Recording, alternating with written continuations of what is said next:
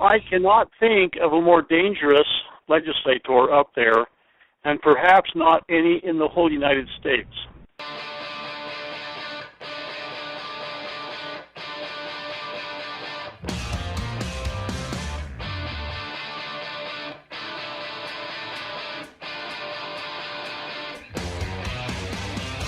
It's a Thought Police free zone. The Liberty Lineup radio show, where independent thought just can't be bought.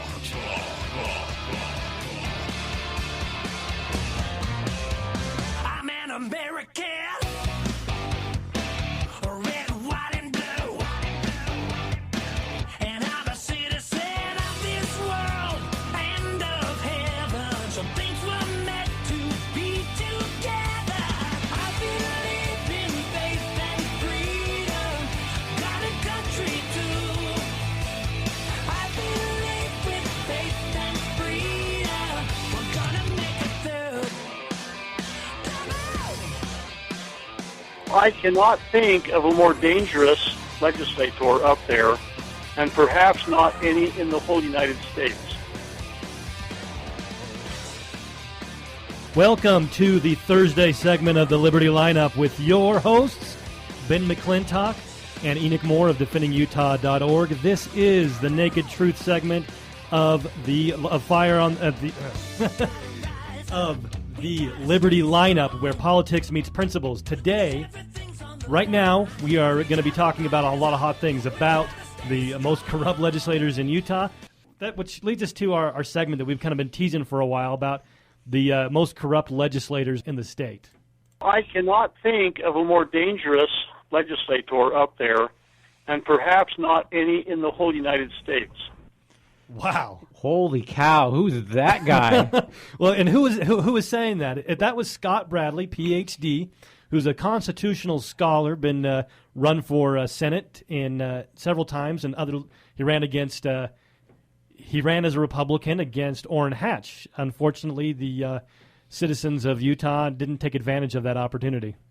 And, I think anyone who gets to know Scott Bradley would agree he is about as good as it gets to understanding the Constitution. And one thing about the Constitution is that you don't have to be a scholar to get it, right? It's short. It's not like these 1,000-page Obamacare bills. It's just right there in what it is. But what's great about people like Scott Bradley is that they have taken this simple-to-get document and really spent time with it, understanding its history, to kind of help people not get caught up on nuances, or if people try to twist the document, he can say, well, no, this is how it is and here's why. There is no, I don't want to say there's no greater, but he is among the greatest of the constitutional scholars that we have available here in Utah and probably the nation as well. Not only does his expertise make that statement profound and effective, but the fact that he is so mild-mannered. He doesn't talk bad about anybody. And so for him to really come out and say something like that is a pretty big thing. He doesn't just say those things willy-nilly. That's pretty shocking. Maybe he didn't really say that. Maybe I heard that wrong. Let me just play it again and make sure I heard what I thought I heard. I cannot think of a more dangerous legislator up there, and perhaps not any in the whole United States. Holy moly, you really did say that. But who's he talking about? I don't know. Maybe we should find out how long do we have till our break. I'm not quite sure. So we have an interview. We interviewed Scott Bradley, and we have a 3-minute clip from that interview that has some very telling information. And it looks like we have 2.5 minutes till our break. So maybe we'll play half this interview, and then we'll continue it after the break. But you're going to want to stick around to hear what this is all about and what the implications are. I met with Ken Oda. You know Ken, don't you? Kurt Oda. Anyway, he's truly a good guy. I really like Kurt. And anyway, so I met with Kurt, and this was 2 years ago. I met with Kurt about this nullification resolution I had. And, it was 3 pages. There was a... I'm going to pause there and give some background. So he's talking about when Scott Bradley wanted to put forward in the legislature a resolution about nullification. Now, nullification, if you don't know what that basically is the proper response to federal tyranny in our day. Our state legislators should be nullifying unconstitutional acts of the federal government. It's a very simple concept. It's done regularly, but there are some people who are fighting it in Utah here, even though they should be champions of it. And Scott Bradley wanted to put forth a resolution, not something that didn't even have teeth, but a resolution to kind of clarify this is what we should be doing to defend the Constitution. So here's his story that he's talking about in this interview about when he tried to put that forth. 15-page explanatory, statement about what each thing meant and everything like that, and it was just a 3-page resolution. Generic resolution about nullification that you could fill in Obamacare or whatever you wanted to put in there. And the whole resolution was only the words of James Madison and Thomas Jefferson. This is Ben McClintock and Enoch Moore with DefendingUtah.org. We'll be back from the break talking about the most corrupt legislators in the state. You're listening to K-Talk, and this is the Liberty Lineup, The Naked Truth. We'll take your calls at 801-254-5855. Tell us what you think. Call us.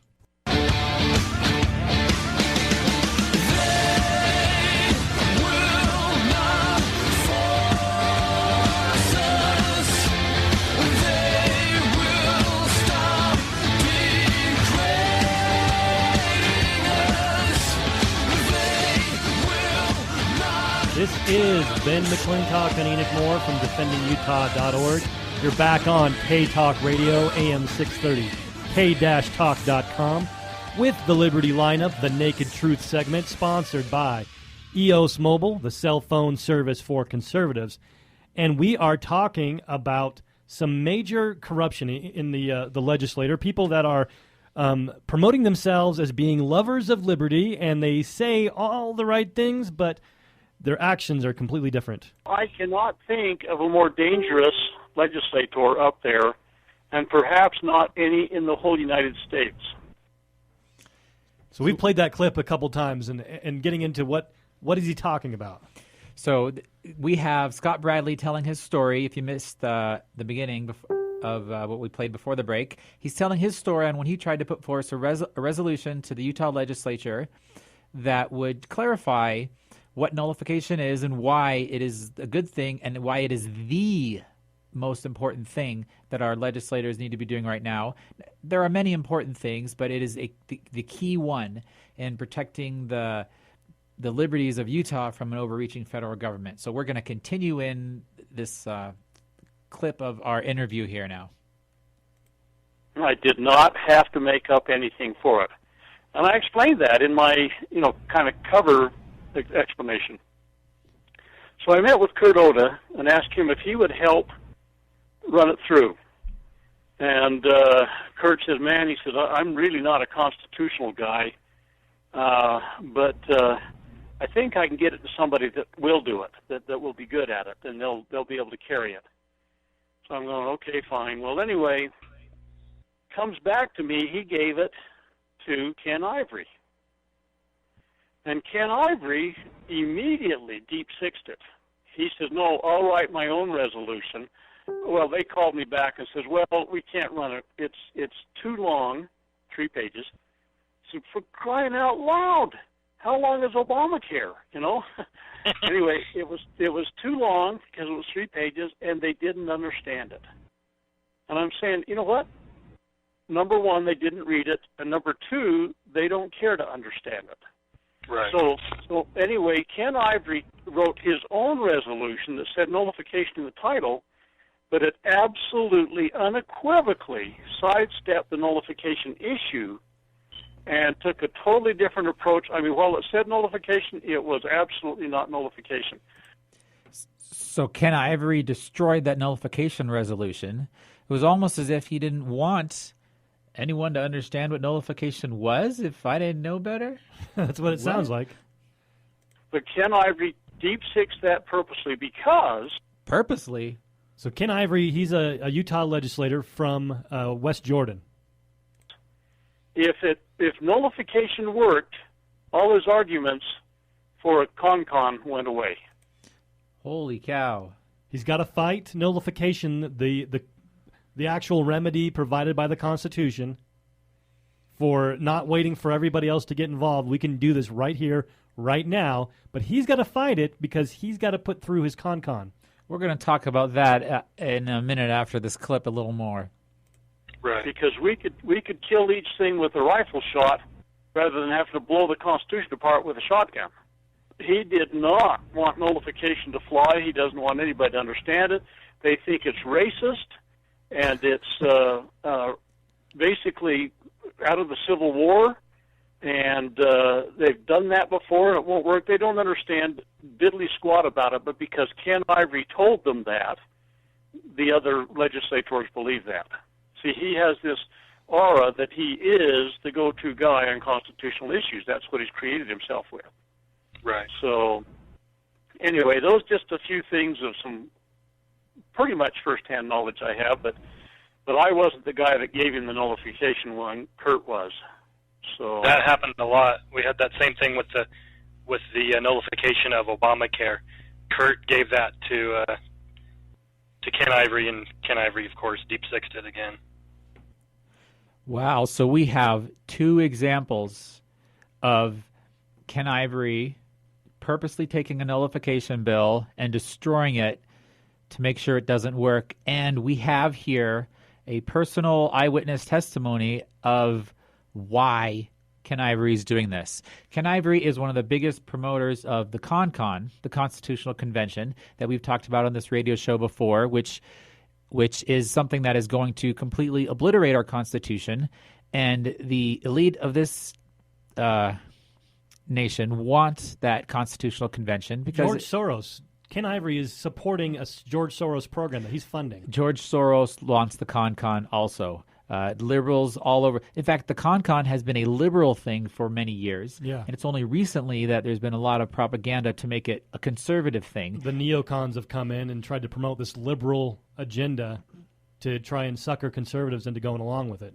There's a New American article called The Left and the Right Working Together to Rewrite the Constitution, and it really is the left and the right. When we had Bliss 2... The fake right. The fake right. That when we had Bliss 2 talking about that he said Hawaii even had a proposal to make Obamacare part of the Constitution directly. And to repeal the Second Amendment. So it just gives you an example of the breadth of things there. So the point is the CON is going to blow away and destroy our Constitution. That is the insider's plan. They just need to get us hooked on it for any reason.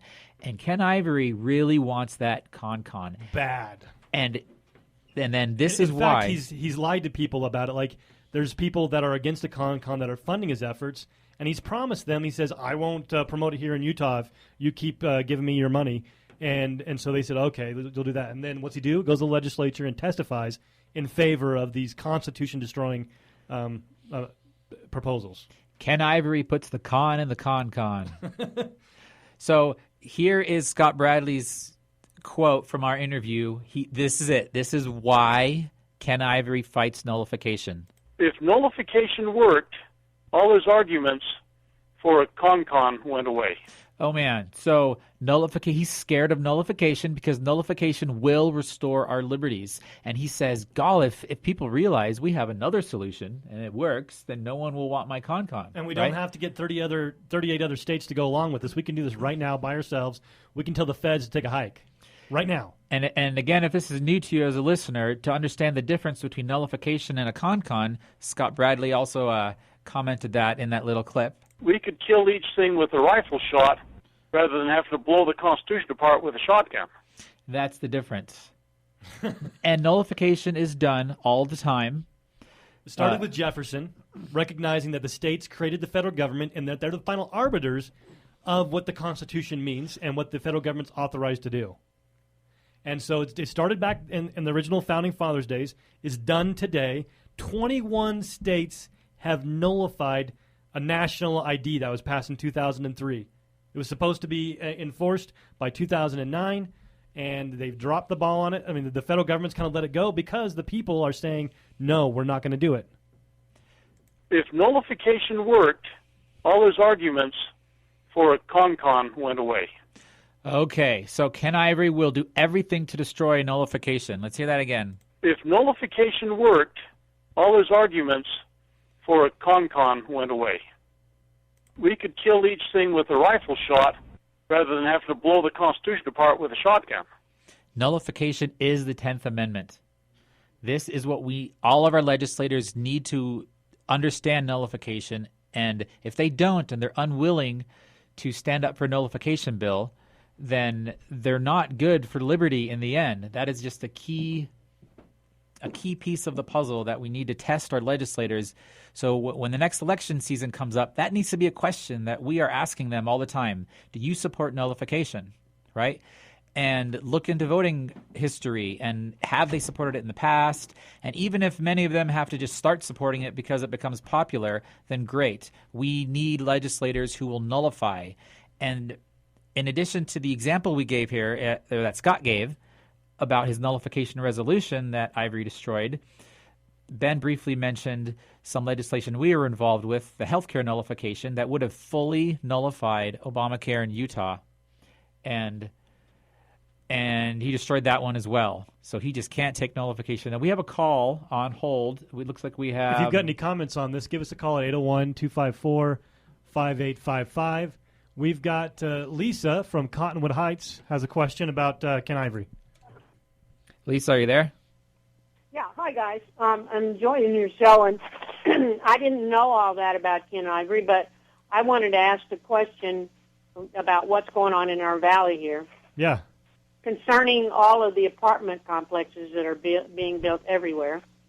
And I want to throw in the name of Mr. Robert Grow, Grow, who is the representative of, and I don't know what his title is, so I'll just say he's the chief representative of Envision Utah.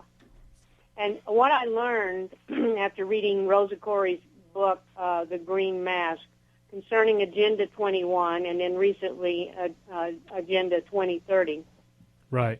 the money that's being used to build these apartment complexes is being given to the people who are the real estate brokers, of which Ken Ivory is one of the chief ones who's building these apartment complexes. I don't think Ken Ivory's directly related. We want to keep that straight. No, he's not directly related. He's not a part of Ivory Homes. He's not. Okay. As far as we know.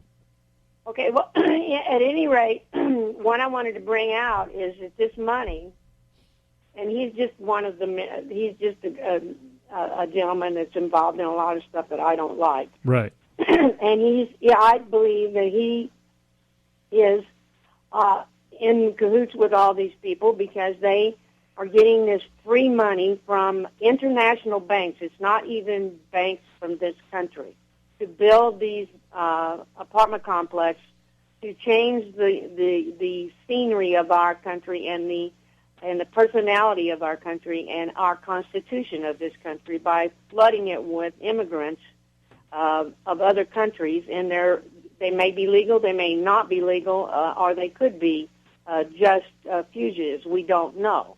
And this money that's being flooded into this valley is given without any very little strings attached to it, and it is a huge amount of money, and we're going to all pay the price because all of these people that are moving in here require everything that we require. And I don't think our valley, it's not that I'm against people being an immigrant. My husband is from another country, and it took him a long time to get his papers all straightened out and become a citizen, and he did it the legal way.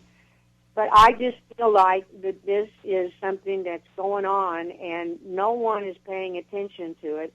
And well, when they I appreciate you bringing this up. It's something that, especially with Envision Utah, it's actually connected together with what we're talking about with Ken Ivory. He's a big part of pushing Agenda 21 with his lands transfer. It's actually bringing in and setting up a bunch of our lands to be off limits. And you talk about Envision Utah. They're using deception to get us to support these things. In their own studies, what they do, and this is in a report by the Brookings Institute, is they say we change the definition of words. We change what we're saying. So we say high-density housing, and we change that. So shoving people into these sardine cans, these apartments that are going up that Lisa talked about, and then what we call it instead of high-density housing, we call it housing choice. And so because in Utah, we like choice. And so you have this whole Agenda 21 thing getting on both sides, and, of course, Ken Ivory's a part of that. Thanks for calling. I appreciate it. Call again. And so it's important that we actually look at what these legislators are doing and not what they're saying. And so as we look into that, we were showing these clips of these experiences that Scott Bradley had with Ken Ivory, and other people have had these experiences, talking about how he pretends to be one thing to some group of people, but then when you see what he does, it's completely different. And Enoch's working on. We got some more clips on that. Okay, so here again is Ivory, and the point is he doesn't want anybody else to understand nullification. So he's working in the legislature to take people who are either neutral or maybe even pro-nullification and make them not support it, again, because of his agenda with the CON.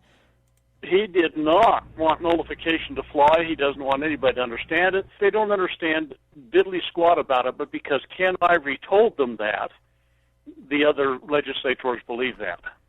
If nullification worked, all his arguments for a CON went away. Yeah. And we have another interview we did. So with this whole thing, there was a bill and Ken Ivory and Jacob Anreg worked together to kill this bill. There was a bill in the legislature that would have made Obamacare illegal. It wasn't just a postcard. This was an actual bill that would have made it prosecutable for anybody to implement Obamacare in the state. And so it's after that went through and they changed it and they killed the nullification. Ken Ivory and Bliss 2 of the John Birch Society had this experience that we're going to play for you right now. Well, it's a 2-minute clip. Maybe we should do it after the break. Do we have that? Oh, okay. We have 30 seconds. We have a break right now. Okay.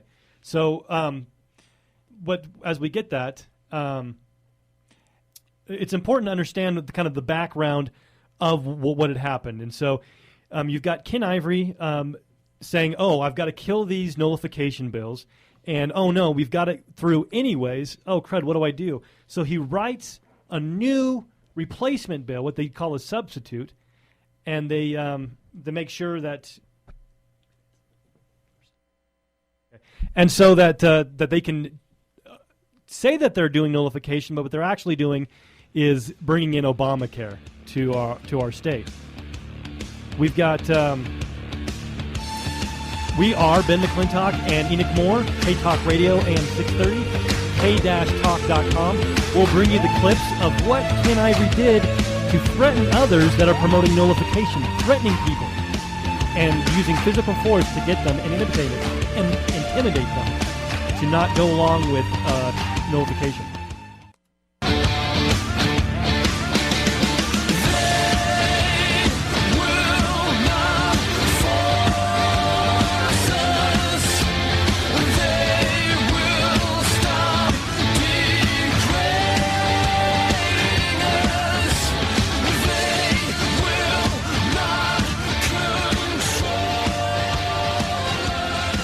This is Ben McClintock and Enoch Moore from defendingutah.org. And we are back on K-Talk Radio, AM 630, k-talk.com, with the Liberty Lineup, the Naked Truth segment, sponsored by EOS Mobile, the cell phone service for conservatives. And before the break, we were getting into, and we've been talking about, some corrupt legislators that are saying one thing publicly and doing something completely different behind the scenes. And we've interviewed some witnesses to things that have happened behind the scenes. We played one, constitutional scholar Scott Bradley, and now we have we interviewed Bliss 2, the regional field director for JBS, and he has his own personal experience that he told us on a phone interview. And again, kind of some background of what was going on before this. So there was a nullification bill, and we've shown that Ken Ivory fights nullification. That's what he does. He wants to promote destroying the Constitution through a con, and so he brings up these, and so he supports and tries to kill any movement for nullification. And so, if nullification worked, all his arguments for a con went away. Exactly. Thank you, Scott. I appreciate that. It's and so what he did was he wrote a replacement bill to making Obamacare illegal. So right now we are discussing expanding Obamacare because of Ken Ivory in the state. And so after this legislative hearing where his replacement bill came in and got rid of the bill to make Obamacare illegal and made it about expanding Medicaid, he goes up to Bliss 2, who's a regional field coordinator for the John Birch Society, and this is the story that Bliss tells about what happened. And I saw this firsthand. We're working to get that on the over the. It got unplugged. There you go. Go ahead and press play on that. Hello, this is Bliss 2, Regional Field Director with the John Birch Society. I was calling to relay that information about the time I talked with Representative Ken Ivory. I think it was the 2014 legislative session. There was a late committee hearing. Mr. Anderegg, Representative Anderegg, put in a substitution bill to substitute for a bill that was a nullification bill for the state of Utah to nullify the Patient Protection and Affordable Care Act operations within the state of Utah. As I remember, Ken Ivory was there to testify in favor of the substitution bill that would have gutted the nullification and made it to just be a bill about Medicare. And so afterwards, I know he testified. I was out of the room at the time, but I came back in the room and the vote was held, and they voted for the new substitute bill. And I was up talking to a couple of legislators by their table, and Mr. Ken Ivory approached me, and I didn't know him immediately. And he told me, he kind of poked his finger at me and says, you need to tell your leaders to quit talking about nullification. And he says, there's a lot of lawyers here in the legislature, and we don't believe that nullification is proper or right. There's a lot of lawyers. I said, who are you? And he said, well, I'm Representative Ken Ivory. And then I remembered him. I'd met him once in Las Vegas at the Constitutional Sheriffs and Peace Officers Convention that Richard Mack had held, where he was there speaking. And I said, oh, I see. And he said, oh, by the way, why don't you tell your members to write letters to their legislators and phone. Oh, so we got that recording cut off. But so Ken Ivory was trying to tell him to write letters against the nullification, and he says, you better, poking Bliss in the chest, saying, you better stop talking about this, trying to bully other organizations to stop talking about what the Constitution says the states have the responsibility to do to defend itself against federal incursion. Dang, well, why does it bother him so much that people want to nullify? Oh yeah, this is why. If nullification worked, all his arguments for a con went away. Bingo. So we have a call from Chris in Springville. Talking about Wayne Niederhauser. Get him on the line here. And Ken Ivory. Chris, you're on the air. Thanks for calling. Yeah, according to Wayne Niederhauser, nullification is what caused the Civil War. We wouldn't want to have another one of those now, would we?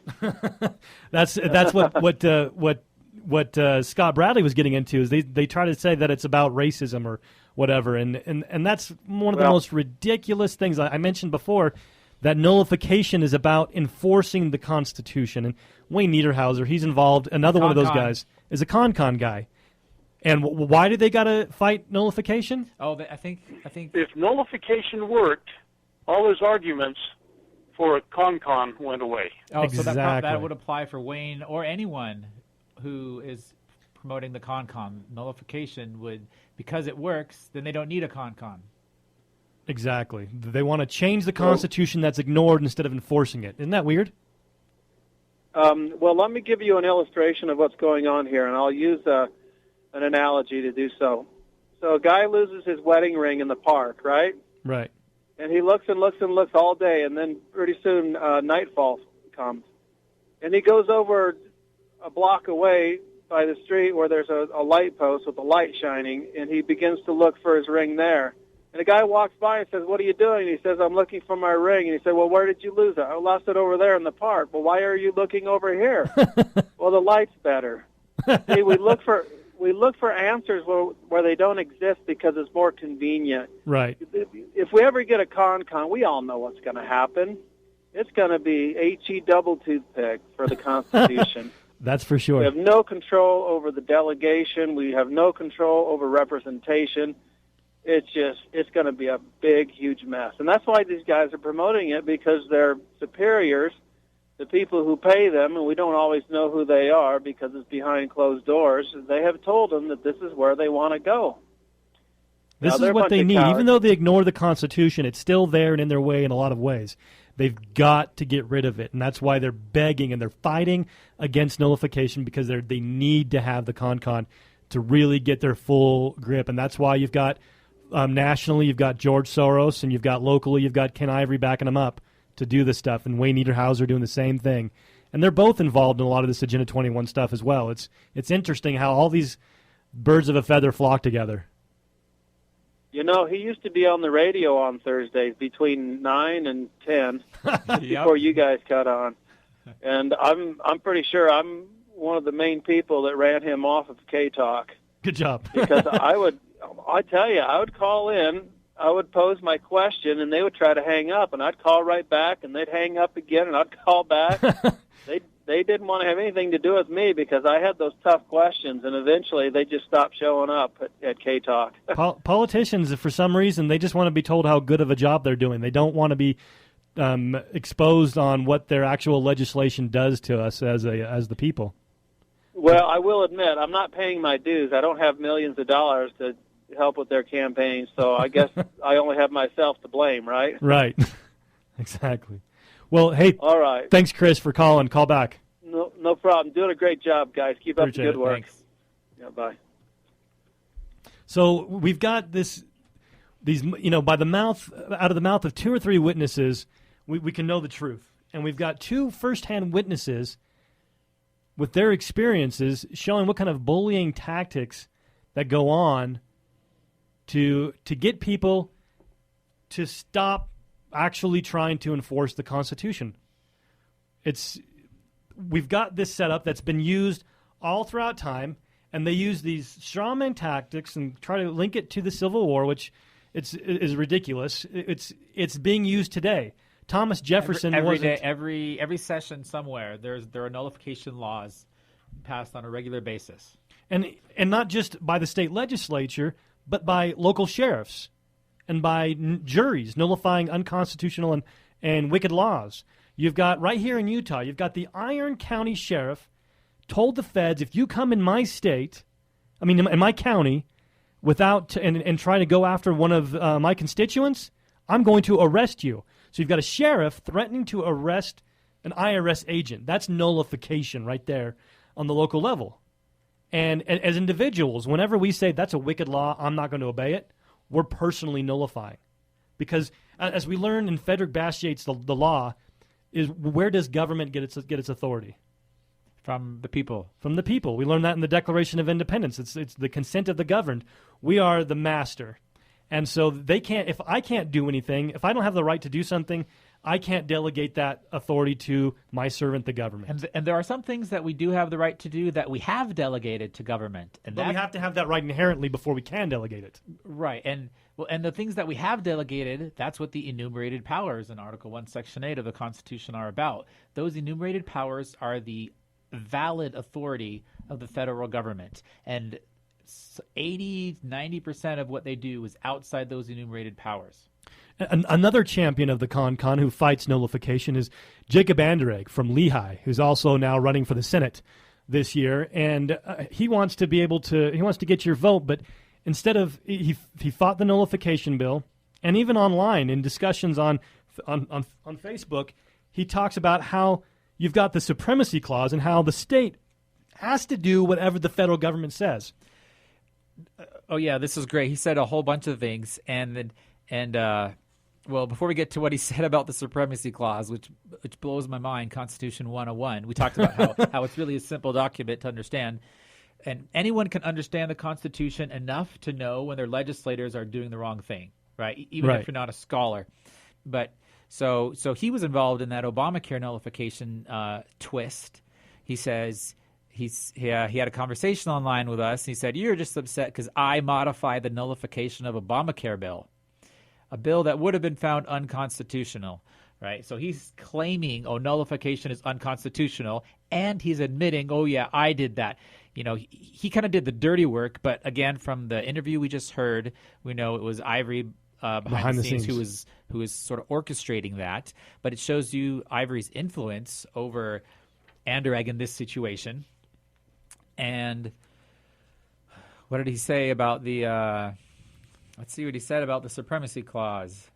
Well, you look at that. What if it was going to be ruled unconstitutional, which goes along with his supremacy clause claim, then what's the purpose of the A, enumerated powers, and B, the 10th Amendment and the 9th Amendment saying, if we haven't given you authority to do this, you can't do it?